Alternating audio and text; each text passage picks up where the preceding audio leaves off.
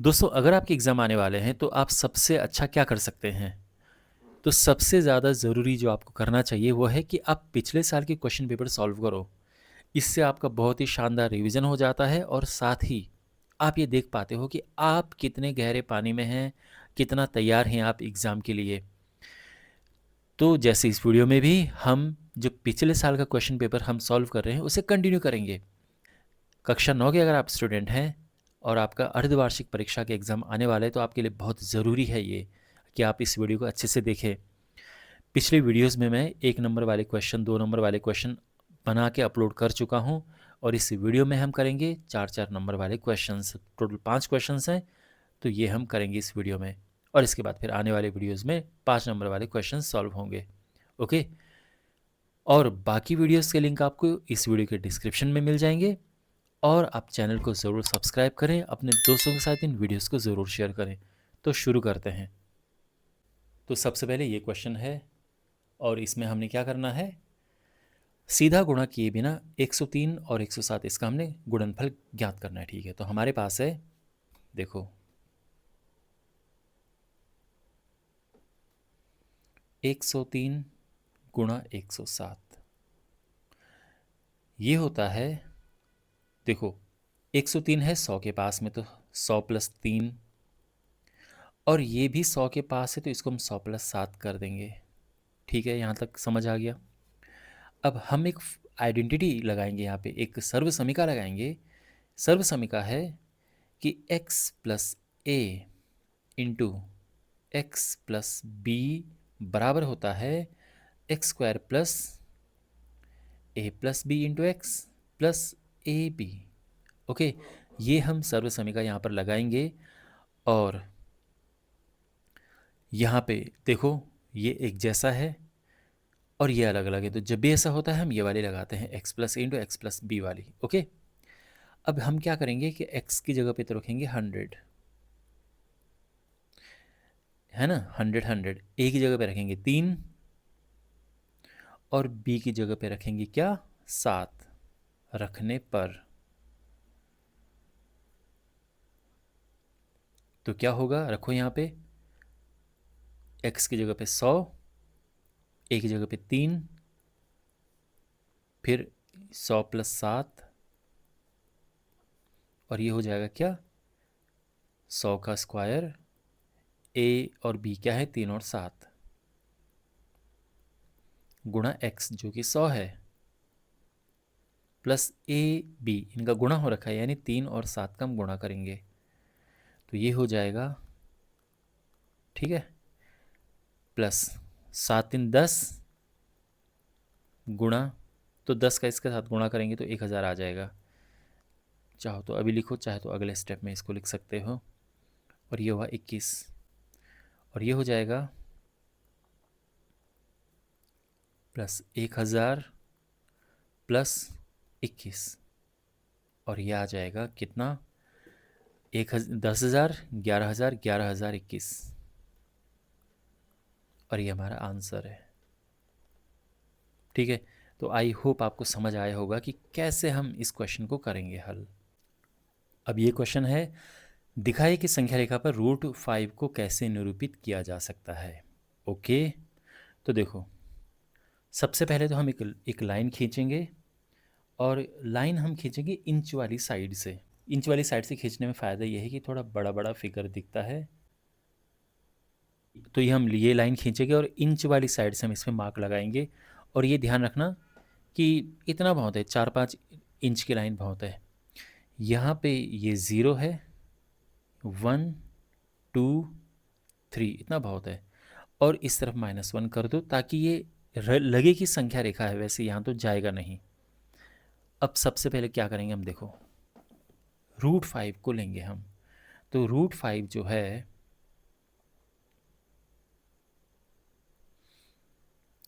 इसको देखो 5 को लिखो ऐसे नंबर के योग में, ऐसे नंबर के सम में जिन जो पूर्ण वर्ग हैं, परफेक्ट स्क्वायर हैं। तो क्या क्या होगा, एक तो 4 है और एक 1 है, ये दोनों हैं पूर्ण वर्ग संख्याएं। बहुत बार स्टूडेंट्स कहते हैं कि सर हमने 3 + 2 क्यों नहीं लिया। 3+2 हमने इसलिए नहीं लिया क्योंकि ये परफेक्ट स्क्वायर यानी पूर्ण वर्ग नहीं है, ये पूर्ण वर्ग संख्याएं हैं। 4 होता है 2 का वर्ग और 1 होता है 1 का वर्ग। तो ये है √5 ये। अब यहाँ पर हम सबसे पहले 2 इंच की लाइन खींचेंगे, फिर 90 अंश का कोण बनाएंगे, फिर 1 इंच की लाइन खींचेंगे। ठीक है, ये ध्यान रखना। तो सबसे पहले हम 2 इंच की लाइन खींचेंगे। ये मैं अलग कलर इसलिए यूज़ कर रहा हूँ ताकि आपको साफ सुथरा दिखे, लेकिन आपको केवल पेंसिल यूज़ करनी है ना। ये हो गया है। अब हम क्या करेंगे, 1 इंच की लाइन, अब हम पहले तो यहाँ पे 90 डिग्री का एंगल बनाएंगे। तो 90 डिग्री का एंगल आपको आता है ना बनाना। तो हम यहाँ पे सबसे पहले प्रकार लेंगे, प्रकार से एक चाप बनाएंगे। हमने सबसे पहले OA खींचा, OA क्या है 2 इंच हमारे पास था। फिर हमने AB खींचा 1 इंच। अब हम इससे इसको मिलाएंगे, तो ये है OB। अब देखो OB क्या है, OB है, अगर आपको पता होगा पाइथागोरस थ्योरम, तो OB स्क्वायर होता है OA square plus AB square. इसका मतलब ये हुआ कि OB होगा √OA square plus AB square, यानी √2 स्क्वायर प्लस ये 2 है ना OA, और ये 1 है 1 स्क्वायर। और इसको हम सॉल्व करेंगे तो 4 + 1 और इवेंचुअली ये √5 हो जाएगा। तो ये, तो बेसिकली ये √5 है। लेकिन हमने क्या करना है कि इस पॉइंट को हमने यहाँ पर लेके आना है। तो फिर से हम कॉम्पास यूज़ करेंगे और यहाँ से एक आर्क यहाँ पे खींचेंगे और ये यहाँ पर आ गया है। तो बेसिकली जो लेंथ ये होगी वही लेंथ ये है। इस पॉइंट को हम AOAB, इसको हम C नाम दे देते हैं, और ये पॉइंट है √5, ये √5 है। ठीक है ना, ध्यान रखना। तो हम यहाँ पे लिखेंगे कि OC OB के इक्वल है, यानी √5। तो इसीलिए C अभीष्ट बिंदु है। ठीक है, और ये क्वेश्चन सॉल्व हो चुका है। आई होप आपको समझ आया होगा। अब ये क्वेश्चन है, यूक्लिड के कोई 4 अभिगृहित लिखिए। तो देखो, यूक्लिड के अभिगृहित अगर आपको याद हैं तो बहुत अच्छी बात है, नहीं तो आप याद कर लीजिए, बहुत इंपॉर्टेंट है ये एग्ज़ाम के लिए। तो इसमें देखो, मैं आपको समझाता हूँ, फिर मैं आपके सामने लिख दूँगा। जो एक अभिगृहित है वो तो बहुत सिंपल, मतलब सारी सिंपल हैं। एक ये है कि अगर कुछ जो वस्तुएं हैं वो बराबर वस्तुओं के बराबर है तो ये भी वस्तुएं बराबर होंगी। मान लो कि जैसे A है, A मान लो D के बराबर है और B भी D के बराबर है, तो A और B आपस में बराबर होंगे। क्यों? क्योंकि ये बराबर चीज़ों के बराबर है। तो जो वस्तुएं बराबर चीज़ों के बराबर होती हैं वो आपस में बराबर होती हैं। एक तो ये है। दूसरी है कि बराबरों में अगर बराबर जोड़ा जाए, जैसे A और B मान लो कि ये बराबर हैं, इनमें अगर बराबर जोड़ा जाए तो जो पूर्ण आएगा वो ये भी बराबर होंगे। तो बराबरों में बराबर अगर जोड़ा जाए तो पूर्ण भी बराबर होते हैं। तीसरा घटाने के ऊपर है कि बराबरों में से, यानी मान लो कि ये बराबर हैं, बराबरों में से सेम बराबर चीज़ घटाएंगे तो जो शेष होगा वो भी बराबर होगा। ये है। और एक है कि वस्तुएं जो परस्पर संपाती हो एक दूसरे के बराबर होती हैं। मतलब एक वस्तु मान लो कि ये है और दूसरी वस्तु भी बिल्कुल मैं ऐसे इसके ऊपर रखूं कि ये इसको ढक दे, या फिर जो काली वाली है वो लाल वाली को ढक दे। तो अगर वो एक दूसरे को ठीक से ढक पाती हैं तो हम बोलते हैं कि वो संपाती हैं। ठीक है ना। तो अगर वो एक दूसरे को ठीक से ढक पाती हैं यानी वो समपाती हैं और एक दूसरे के बराबर होती हैं, तो एक दूसरे को ढक पाती हैं, तो बराबर है ना। तो ये मैंने आपको समझा दिया है। अब आप देखो, तो देखो ये हैं चार अभिक्रित। देखो वैसे तो ये हैं आपकी बुक में, लेकिन आपको वैसे चार याद करने, और ये चारों मैं आपको समझा चुका हूँ। तो इनको पढ़ो, ठीक है ना, जिससे वस्तुएं एक ही, जो वस्तु, वे वस्तुएं जो एक ही वस्तु के बराबर हों, एक दूसरे के बराबर होती हैं, मैंने समझा दिया था। ये भी आप पढ़ेंगे तो अब आपको आराम से समझ आ जाएंगे। अब हमारे पास एक क्वेश्चन, सिद्ध कीजिए कि एक समद्विबाहु त्रिभुज की बराबर भुजाओं के सम्मुख कोण बराबर होते हैं। देखो, एक है समद्विबाहु त्रिभुज। समद्विबाहु त्रिभुज होता है एक ऐसा त्रिभुज जिसकी दो भुजाएं बराबर हों। तो ये बराबर हैं, ये ए बी सी। तो यहाँ पर ए बी और ए सी बराबर हैं, ये क्वेश्चन में दिया है, और हमने ये सिद्ध करना है कि ये कोण और ये कोण आपस में बराबर हैं। ये सिद्ध करना है। तो जब सिद्ध करना जो होता है वो हम यहाँ पे लिखते नहीं हैं, ठीक है, पर ये और ये बराबर हैं। तो क्या दिया है,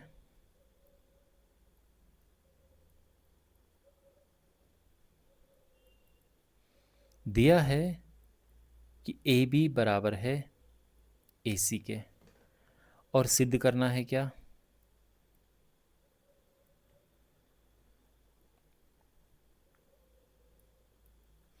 कि कोण बी बराबर कोण सी है।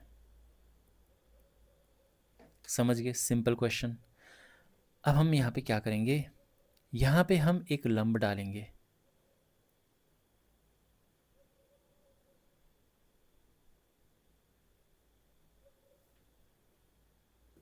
हमने यहाँ पर लंब डाला, इसको हम ए डी नाम दे देते हैं। ए डी हमने लंब डाला, ठीक है ना। तो ध्यान रखना, ये 90 है, ये 90 है, ठीक है। अब हमारे पास क्या क्या जानकारी है, हमारे पास जानकारी ये है कि ये और ये बराबर हैं, क्वेश्चन में दिया है। हमने ये लंब डाला, लंब डालने से क्या होगा कि ये कोण और ये कोण बराबर हो गए, और ये जो भुजा है ये दोनों के लिए कॉमन है। तो अगर मैं इस त्रिभुज को और इस त्रिभुज को लूँगा, तो क्या मैं इन्हें सर्वांग सम सिद्ध कर सकता हूँ? बिल्कुल मैं कर सकता हूँ। कैसे भाई, ये भुजा और ये भुजा बराबर है, ये कोण बराबर है, और ये भुजा कॉमन है। अब आप मुझे बताओ, सोच समझ के बताना, कि इसमें सर्वांग समता का कौन सा नियम लगा है, कौन सा नियम लगा है सर्वांग समता का। अब मुझे पता है कि बहुत सारे स्टूडेंट्स बोलेंगे यहाँ पे कि यहाँ पे SAS रूल लगा है, कि ये हुई साइड, ये हुआ एंगल, और ये हुई साइड। बट आप गलत हैं, SAS यहाँ पर नहीं लगा है। उसका कारण ये है कि जब SAS लगता है तो ये कोण इन दोनों भुजाओं के बीच में होना चाहिए, पर ऐसा नहीं है। कोण इधर है, भुजाएं इधर हैं। अगर ये और ये, अगर ये बराबर होती, अगर मैं यहाँ पर साइड ये लेता, तो मैं कह सकता था कि साइड एंगल साइड, बट यहाँ पर नहीं, ये कोण इन दोनों के बीच में नहीं है, इसीलिए साइड एंगल साइड नहीं लगेगा। तो फिर यहाँ पे लगेगा नियम RHS। R मतलब राइट एंगल यानी 90 डिग्री, H मतलब हाइपोटेन्यूस यानी ये साइड, और S का तो साइड ही होता है। तो अब RHS से ये सर्वांग हो जाएंगे। अब बात समझ आई? ओके।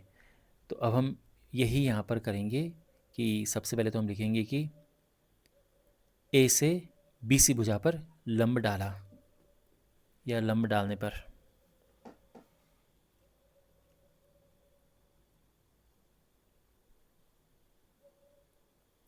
तो ए से BC भुजा पर हम लंब डालेंगे। हो गया, लंब डाल दिया। अब हम इन दोनों त्रिभुजों को लेंगे, त्रिभुज ये और ये, त्रिभुज ADB और त्रिभुज ADC में।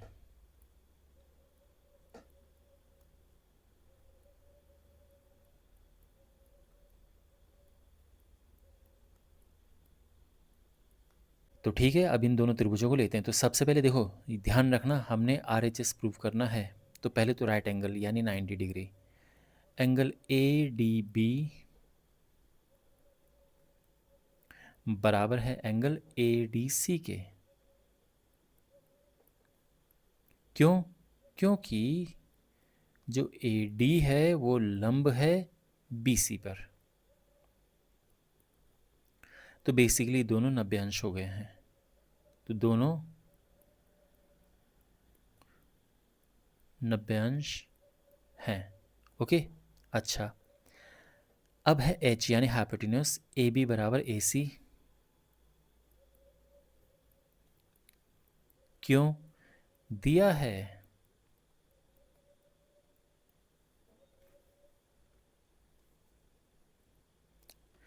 और अब है एस साइड, AD दोनों के लिए कॉमन है।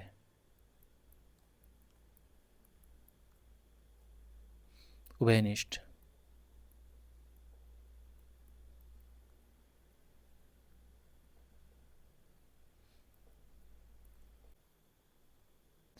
तो इसीलिए त्रिभुज ADB सर्वांग सम है त्रिभुज ADC के। कैसे? RHS नियम से।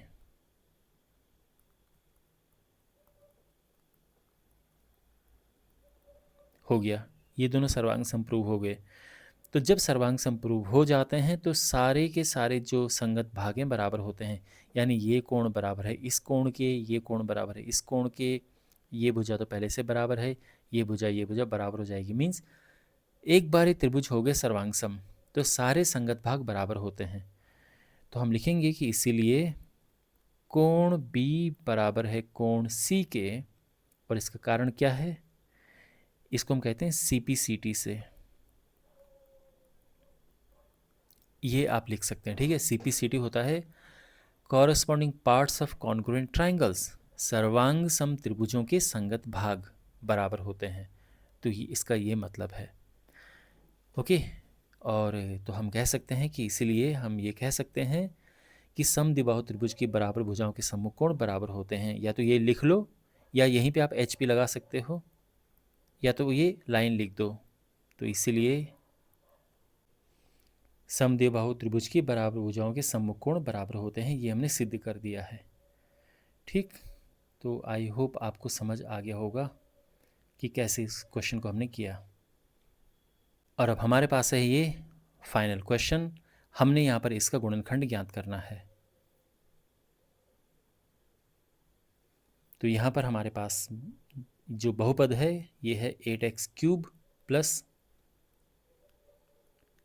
36x² plus 54xy² plus 27y³। अब यहाँ पर आपको ध्यान देना है, इम्पॉर्टेंट बात, ये और ये पूर्ण क्यूब है ना। ये पूर्ण क्यूब यानी पूर्ण घन। ये 2x की घात 3 बन जाता है और ये 3y की घात 3 बन जाता है, इस तरह से। तो इनको एक साथ लिखो, इनको एक साथ लिख दो।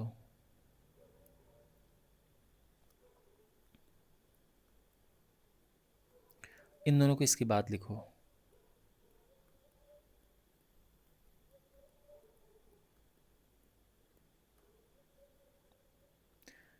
ये है 2x की पावर 3 और ये है 3y की पावर 3।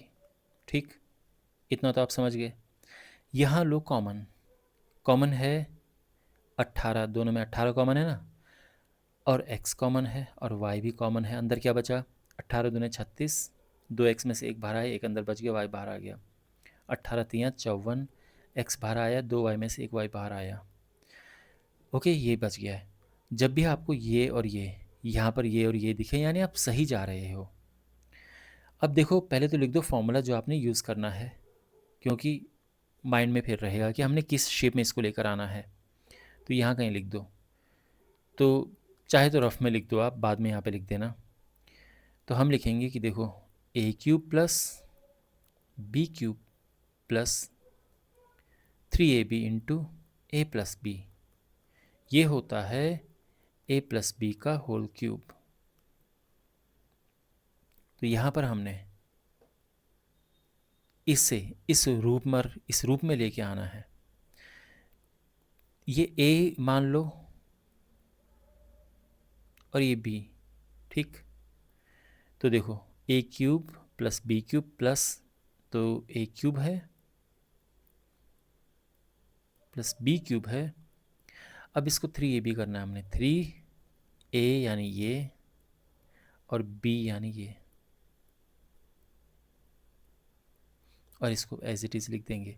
अगर आप इसको मल्टीप्लाई करें 3 दूनी 6 18, तो सेम आ रहा है, यानी हमने ये ठीक किया है, यानी ये परफेक्ट फॉर्म बन रही है, A cube plus B cube plus 3ab into A plus B, और ये बन जाता है ए प्लस बी का होल क्यूब, ठीक है। और हमने ये क्यों लिखा, इसका कारण यहाँ पे हम इसके पीछे लिख देंगे कि क्योंकि ये होता है, इसीलिए हम इसको ऐसा लिख सकते हैं। अब हमने इसके गुणनखंड करने, तो इसको 3 बार लिखेंगे हम, 2x plus 3y, 2x plus 3y and 2x plus 3y, और ये आंसर आ चुका है, ठीक है। और इसी के साथ ये वीडियो कंप्लीट होता है, और फिर अगले वीडियो में हम 5-5 नंबर वाले क्वेश्चन करेंगे, ठीक। और जैसे कि मैं आपको पहले भी बता चुका हूँ, इससे पिछले वाले जो वीडियोज़ है जिसमें 2 नंबर के क्वेश्चन किए हैं, 1 नंबर वाले वीडियो ऑलरेडी अपलोड हो चुके हैं, डिस्क्रिप्शन बॉक्स में लिंक है, और अपने सामने भी आप प्लेलिस्ट देख सकते हैं, वहाँ आपको ये वीडियोज़ मिल जाएंगे। चैनल को ज़रूर सब्सक्राइब करें और अपने दोस्तों के साथ ये वीडियो ज़रूर शेयर करें।